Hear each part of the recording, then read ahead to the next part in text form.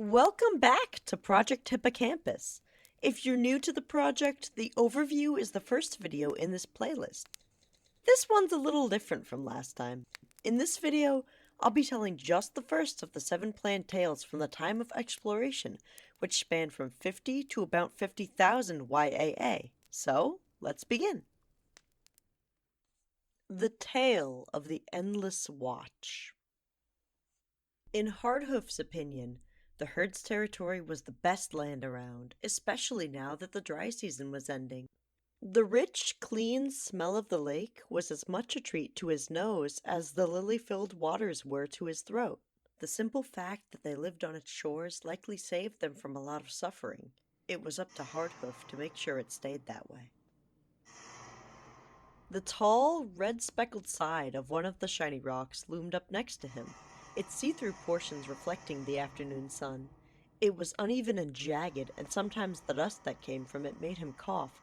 Staying near it was worthwhile, though. The shelter kept the worst of the wind off him while still allowing him to scent the air. Hardhoof's ears swiveled while he looked around. A pleasantly green bush was growing in front of the building, dotted with clusters of soft pink flowers. The familiar orange and black form of a monarch butterfly perched there. Hardhoof flicked his tail uneasily. While he had never eaten the innocent-looking plant himself, he knew that it meant death. At least the herd mares knew better, and he'd seen them warning the foals away. It didn't seem to bother the butterflies, though, and it was pleasant to watch the graceful way they landed on the flowers. The scent of an unfamiliar stallion jolted him from his thoughts.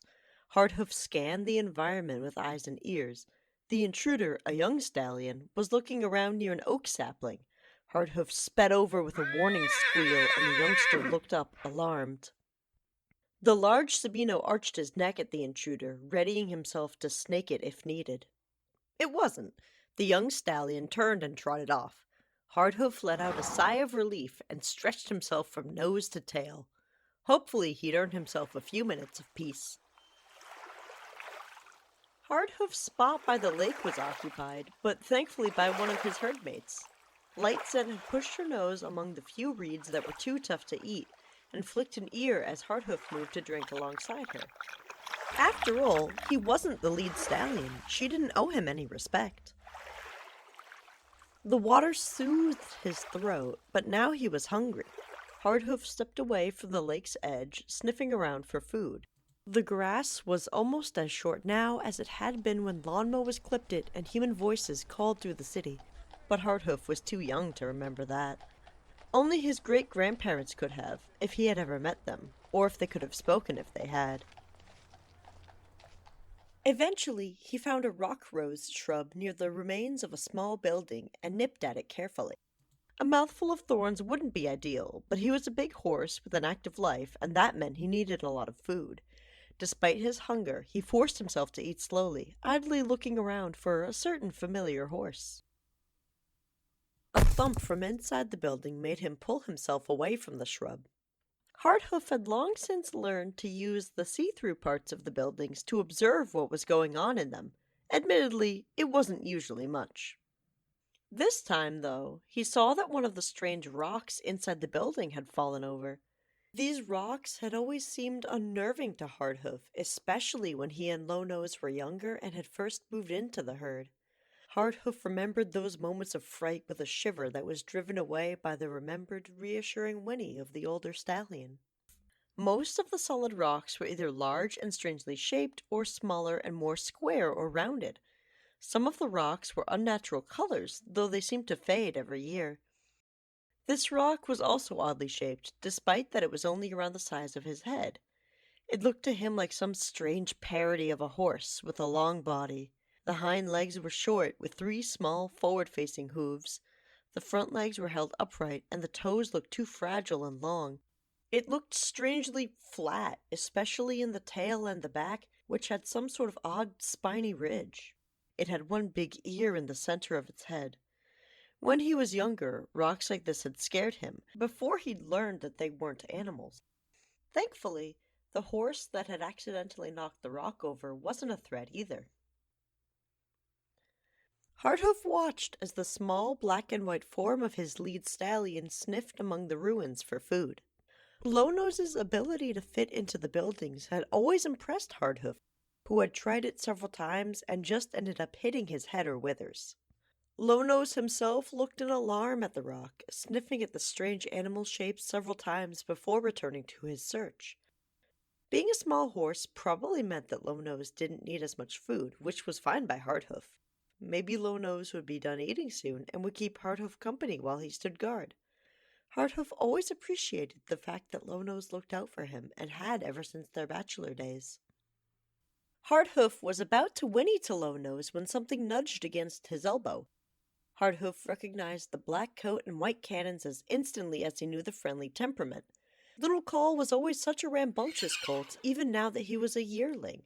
Hardhoof looked around, and yes, there in the shade of a birch tree was the chestnut form of old Quickmind, watching her son carefully. Little Cole reared up, and Hardhoof nudged him gently with his muzzle, trotting a little bit away. Like all of Lownose's foals, Little Cole was small for his age, so the lieutenant knew he had to be careful about his strength. Little Cole chased him, and Hardhoof kept trotting away, pretending to be afraid of the yearling. Suddenly, a scent he had been afraid of reached his nose, and he heard Quickmind scream. Little Cole raced away toward his mother, and Hardhoof scanned the area around him. There, cantering in from the clearing which had a few old trees around it and saplings growing within, was an unfamiliar stallion. Hardhoof's stomach twisted as he moved forward to meet the intruder. The intruding stallion was large, about the same size as Hardhoof himself, and pinned his ears instantly when they met eyes. Hardhoof did likewise, snaking his mane. Unfortunately, the stallion wasn't as easily intimidated as the one the Bay Sabino had seen earlier. The chestnut horse stood his ground and pawed at the short grass. There was only one way this could be resolved, and Hardhoof gathered his nerves and conquered his reluctance. Hardhoof reared up on his hind legs, striking at the stranger with his front hooves, feeling the shock of the impact when they hit. The puffs of the intruder's breath hit Hardhoof's ears shortly before teeth cut through the fur of his neck. Alarm shot through his veins and he pulled back, lashing out and thudding his hooves against his opponent's ribs. The stranger flung his hooves at the lieutenant, who brought up his own just in time to push the blow away from his chest. The intruder pushed against Hardhoof, pressing into his shoulder with the front of a hoof. Fighting back a squeal, he managed to hit the ribcage again, but his hooves slid off as he was forced downward. The pressure of the large stallion would knock him over if he didn't do something. Hardhoof fixed his teeth in the intruder's neck, repelled at the sudden tang in his mouth. As he did so, he kicked out again with his front hooves. Most of his blows hit air, but a few struck the intruder's barrel. Hooves struck dirt, and this allowed him to reposition himself and shove the intruder sharply. Hardhoof released his grip on his foe's throat and saw that the chestnut stallion was breathing heavily. Despite his own exhaustion, the lieutenant reared up again, forcing himself to keep fighting. Thankfully, it wasn't necessary. The would-be usurper turned and walked slowly away from the lake into the depths of the ruined city. Hardhoof sighed heavily, pain pulsing through his neck where the intruder had bitten him. Fighting exhausted every cell in his body, and he closed his eyes, trying to recover his strength, not knowing how long he would be given to do so. The breath of a horse wafted against his nose, but Hardhoof could tell that the gesture was kind rather than confrontational. A weight leaned gently against his shoulder, and before he even opened his eyes, he knew that it was Lownose. Hardhoof nibbled gently at his old friend's mane, trying to focus on Lownose's presence rather than the pain in his neck. Numbers meant nothing to a wild horse, but Hardhoof didn't need to know that Lownose was 7 years old to know that he was too old to join a bachelor band if the unthinkable happened. For the sake of his closest friend and for the whole herd, Hardhoof knew that he would have to keep fighting. Thanks for watching! Hope you enjoyed this one, and subscribe so you'll know when the next tale from the time of exploration is released. See you then!